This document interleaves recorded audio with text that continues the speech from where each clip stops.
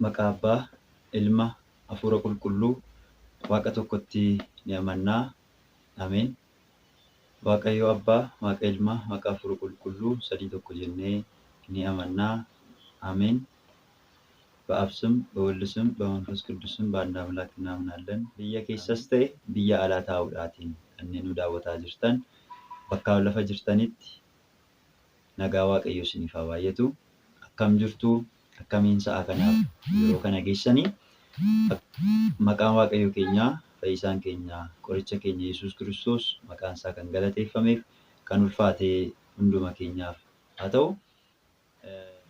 Sababii fayyina keenyaa kan taatee mallattoo nagaa gugee garraamii qulqulleettii qulqullootaa obboleettii ergamootaa kan taate Dubiroon Maariyaam uumaadhaa gaditti uumaa jiran hundumaa gararraatti kabajniif ulfinni haadha keenyaaf haa ta'u.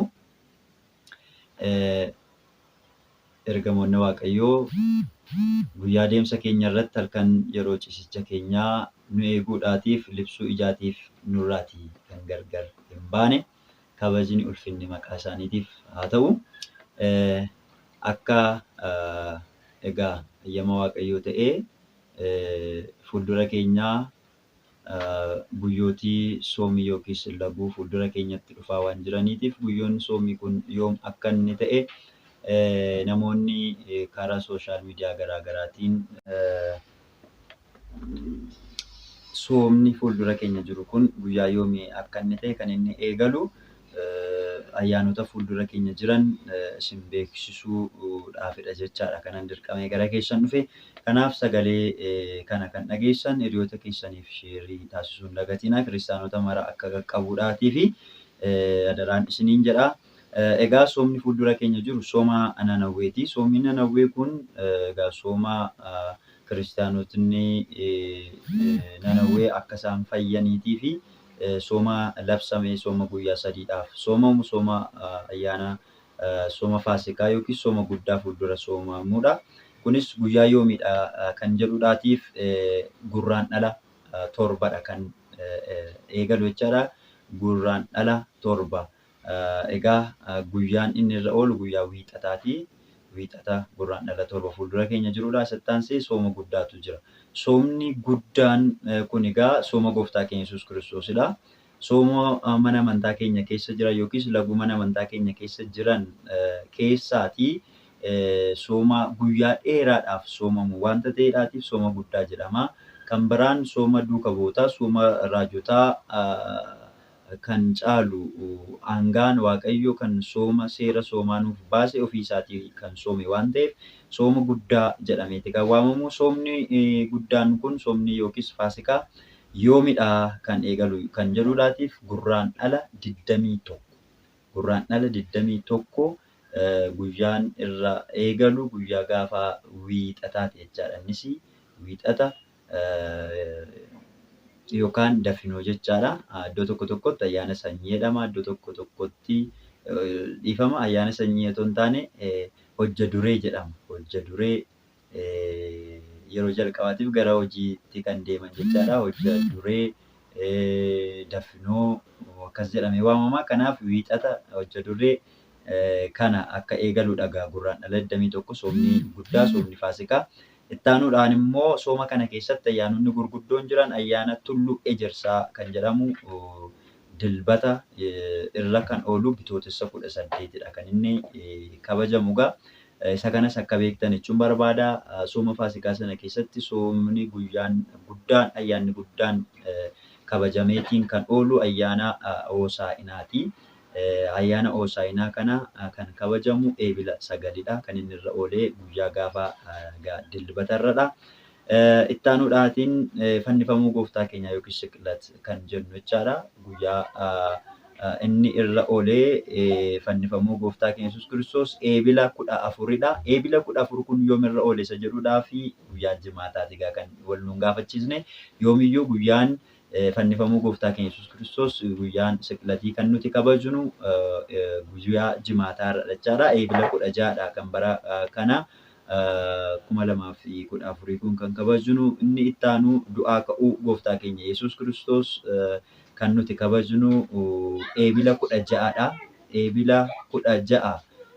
Eebila 16 kana egaa guyyaa sanbata guddaa akka inni ta'e wal nun gaafachiisu. Inni kan biraan du'aa ka'uu lammaffaa yookiis daa'ima tinsaa'ee kan jennu du'aa ka'uu lammaffaadha. Inni kun immoo eebila 23dha kan kabajnu. Eebila 23 sanbata guddaadha kan kabajamu jechaadha. Isa kana asumarraatiin akka yaadattan ayyaanota muraasa ta'an isin yaadachiisuudhaaf yookiis isin biraan ga'uudhaaf jedheetanidha. Inni itti aanu rikba kaa'inaat kan jedhudha. Rikba kaa'inaat rikba kaa'inaat kan jedhu ayyaanni kun ayyaana guyyaa caamsaa 10 irradha kan inni kabajamu. Caamsaa 10 guyyaa gaafa roobii jechaadha. Roobii irra kan kabajamudha. Inni itti aanu ol ba'umsa gooftaa keenya Iyesuus Kiristoos kan nuti itti kabajnudha. Ol ba'umsa gooftaa keenya Iyesuus Kiristoos immoo caamsaa 25. Caamsaa 25 guyyaa gaafa kamisaarradha kan nuti kabajnu. Isa kana akka yaadattan itti aanuudhaatiin Phiraaqiliixoos kan jedhamu ayyaana Phiraaqiliixoosii ayyaana hafuurri qulqulluun duuka bu'oota bartootaatiif kan inni itti bu'e jechaadha. Inni kun immoo waxabajjii 5 guyyaa gaafa sanbata guddaadha kan nuti kabajnu. Waxabajjii 5 kanas yaadadhaa isiniin jedha. Taanee sooma duuka bu'ootaati kan jiru. Soomni duuka bu'ootaa waxabajjii 6. Waxabajjii 6 guyyaa wiixataati kan inni eegalu. Kanas yaadadhaa dagatinaayi. Ittaanii sooma fayyinaati. Soomni fayyinaa, soomni roobii jimaata soomamu yoom eegala isa jedhuudhaatiif waxabajjii 8. Waxabajjii 8 guyyaa gaafa roobii irraati kaasee ni eegala. Egaa ayyaanonni hedduun isaanii jiru. Ayyaanota gabaaboo isaanii muraasa isaaniitii isin biraatiin kanan ga'e. Ayyaana kana kabajuudhaatiin guyyaa kana yaadannee akka ittiin kabajnu, guyyaa ayyaana kanaas akka qabannu, gaaffii akka nutti hin taane guyyaansaa akka wal jalaa nu rukunne isa kana isin biraatiin ga'uudhaaf jedheetanidha. Asumarraatiin adoolessa 5 kibxata irratti Phexrosiidhaaf Phaawulos guyyaa isaan itti wareegaman kan nuti yaadannu ta'a. Isatti aaneetu ayyaanni sooma Maariyaamii dilbata hagayya guyyaa gaafa tokko guyyaa gaafa sanbataa kan eegalu ni jira jechaadha. Ayyaanota muraasa ta'an akkasiin yaadattaniidhaaf muraasa isin biraatiin ga'eetan jira. Ayyaanota fuuldura keenya jiru, sooma fuuldura keenya kan jiru kana soomnee biyya keenya nagaa, jaalala, araara akka kadhannuuf egaa asumarraatiin ergaa kootii jaalala biyyaa, nageenya biyyaatiif kadhannaa akka taasisnu, maatii keenya, firoottan keenyaatiif kan dhukkubsatan, kan hidhaman, kan biyyarraati godaanan, dhugaan kan jalaa dhokate hundumaatiif kadhannaa keessan keessatti yaadadhaa isiniin jenna. Egaa nuti warra tajaajila irra jiraniif illee waa'ee Waaqayyoo, ulfina Waaqayyoo, kabaja Waaqayyoo dhugaa akka nuti baanuudhaaf kadhannaa keessaniin nu yaadadhaa isiniin jenna. Ani obboleessi keessan maqaa hafuuraa kootii Walda Sanbatidha. Walda Sanbat jechuudhaan kadhannaa keessan keessatti na yaadadhaayi isiniin hin jedha. Waaqayyo hunda keenya nu haa yaadatu.